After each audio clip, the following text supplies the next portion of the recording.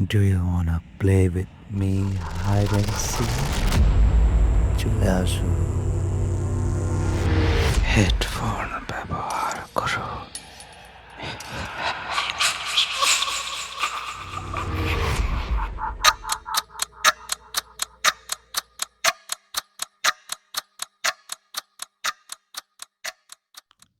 আজকের গল্পটা শুধু গল্প না, আজকের গল্পটা অতৃপ্ত মায়ের আর্তনাদ।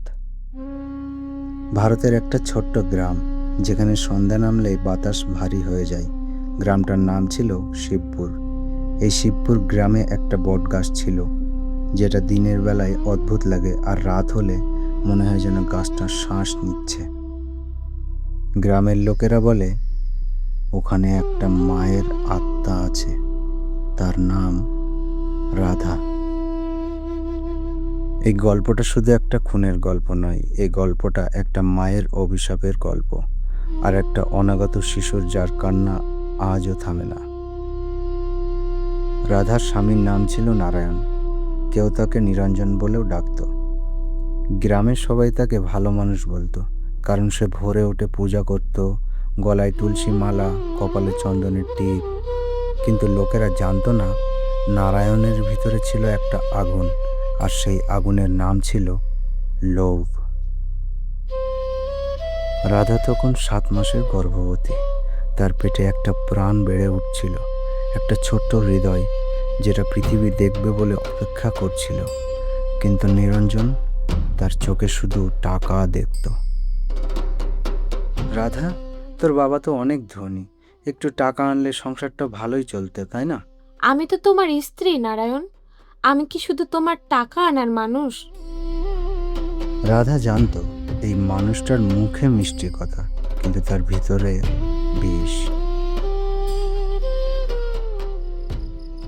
সেদিন ছিল অমাবস্যা, আকাশে চাঁদ ছিল না, গ্রামটা যেন অন্ধকারে ডুবে গিয়েছিল। রাধা রান্নাঘরে বসেছিল, এক হাত চুলায় আর এক হাত পেটের উপর, কারণ 7 মাসের পেটে ব্যথা ছিল ভয়ঙ্কর। নারায়ণ, একটু জল দাও না গো, আজ পেটটা না খুব টানছে। নারায়ণ জল দিল না, সে শুধু তাকিয়েছিল একটা ঠান্ডা দৃষ্টিতে। শেষবার বলছি, তোর বাবার বাড়ি থেকে টাকা আনবি কি না? আমি পারবো না, আমার বাবাকে ভাঙতে, আর আমি পারবো না। নারায়ণ তখন হেসেছিল, কিন্তু সেটা হাসি ছিল না, ওটা ছিল পিশাচের হাসি। নারায়ণ রান্নাঘরের কোণ থেকে একটা মোটা বাঁশের লাঠি তুলে নিতেই, কি করছো তুমি? নারায়ণ, থামো, থামো, আমার পেটে তোমার বাচ্চা। আজ তোকে মেরেই দেবো, আজ তোর কোনো কথা আমি শুনবো না। আ লাঠির আঘাত পড়েছিল রাধার পেটের উপর। সেই পেটের ভিতরে 7 মাসের শিশু ছিল। আমার বাচ্চা, আমার বাচ্চা, দয়া করো, দয়া করো নারায়ণ, দয়া করো। চুপ, তোর বাচ্চা জন্মালে খরচ বাড়বে। মাগো। রাধা মাটিতে পড়ে গেল, আর তার শাড়ির রক্তে ভিজে গেল, আর সে শুধু পেট ধরে ফিস ফিস করে বলল, বাঁচিস বাবা, বাঁচিস। কিন্তু নারায়ণ থামল না, তার ভিতরে শয়তান আরও জেগে উঠল। নারায়ণ এবার দড়ি নিয়ে এলো। রাধা বুঝে গেল, আজ রাত শেষ রাত। আমাকে মেরে ফেলো, কিন্তু আমার বাচ্চাকে বাঁচাও। দাঁড়া, মা আর বাচ্চা দুজনেই আমার পথে বাধা। না, না, না। রাধার চোখ বড় হয়ে গেল, তার হাত পেটের উপর ছিল, আর তার গলা থেকে শেষ শব্দ বেরোলো, আমার সন্তান। সেই রাতেই একটা মা মারা গেল, আর তার সাথে একটা অনাগত শিশুও।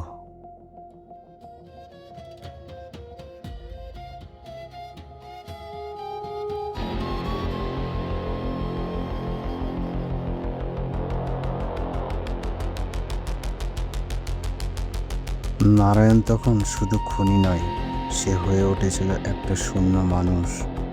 সে রাধার শরীর টেনে টেনে নিয়ে গেল গ্রামের শেষ প্রান্তে, আর সেই পুরনো বটগাছের কাছে।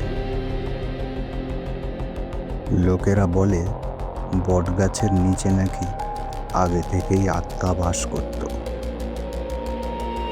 আর সেই রাতে আর একটা আত্মা চোখ দিল। মাটির নিচে গেলে সব শান্ত, সব চুপ। নারায়ণ মাটি খুঁড়ে রাধাকে পুঁতে দিল, মাটির উপরে চাপা দিল পাতা, আর একটা পাথর রেখে চলে গেল। কিন্তু সে জানতো না রাধা একা যায়নি, তার সাথে গেছে 7 মাসের শিশু।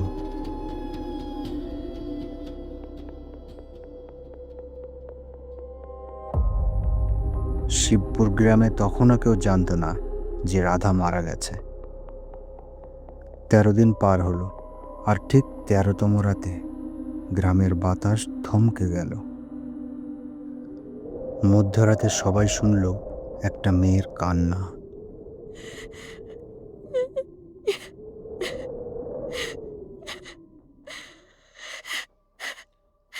নারায়ণ,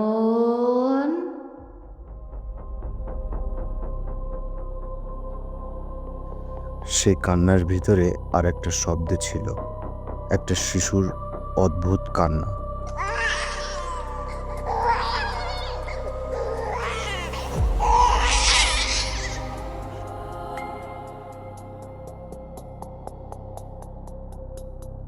যেন জন্মানোর আগেই সে কাঁদছে। গ্রামের কুকুরগুলো পাগলের মতন চিৎকার করলো।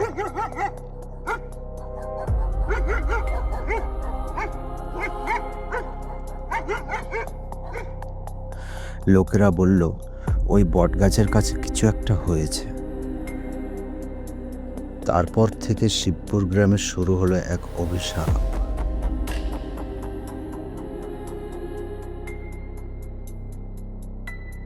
যখনই কোনো বাড়িতে নতুন বাচ্চা জন্মাতো, সেই রাতেই বাচ্চাটা হারিয়ে যেত।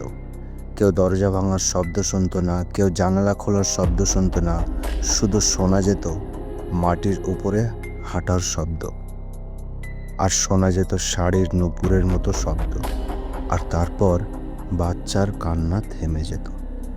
গ্রামের মায়েরা বলতো রাধা এসেছে তার সন্তান নিতে।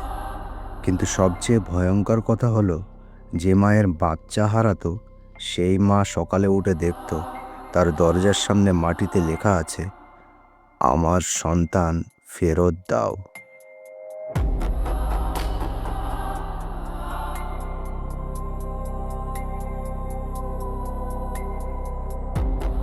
নারায়ণ বুঝতে পারল এখন গ্রাম তাকে সন্দেহ করছে, আর রাতে বটগাছের কাছে যে কান্না শোনা যায় সেটা তারই পাপের আওয়াজ।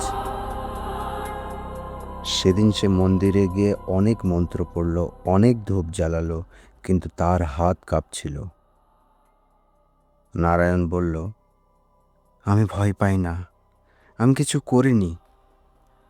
রাত নামতেই নারায়ণ একা গেল বটগাছের কাছে।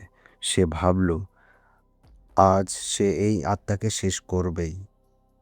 রাধা, বেরো, আমি তোকে ভয় পাই না। বটগাছের পাতা ঝড়ের মতো কাঁপতে লাগলো, আর তারপর একটা নারীর কণ্ঠস্বর মাটির ভিতর থেকে উঠে এলো।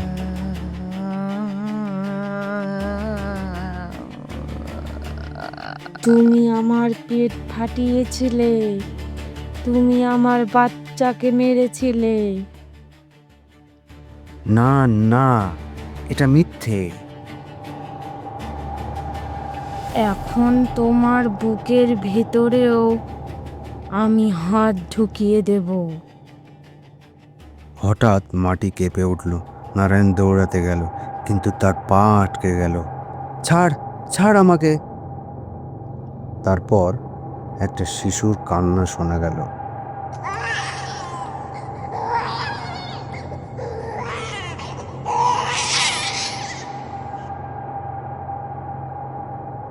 এই কান্না তোমার শাস্তি। একটা মুহূর্তে নারায়ণ চিৎকার করতে করতে মাটির ভিতরে ঢুকে গেল। সে অদৃশ্য হয়ে গেল।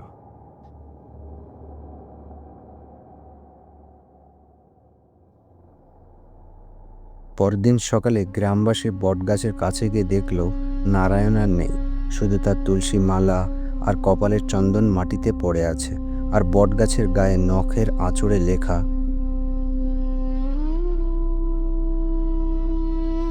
মা হয়ে আমি মরিনি, আমি শুধু বদলে গেছি। আজও শিবপুর গ্রামে কেউ রাতে বটগাছের পাশে যায় না, কারণ রাত হলেই বাতাসে ভেসে আসে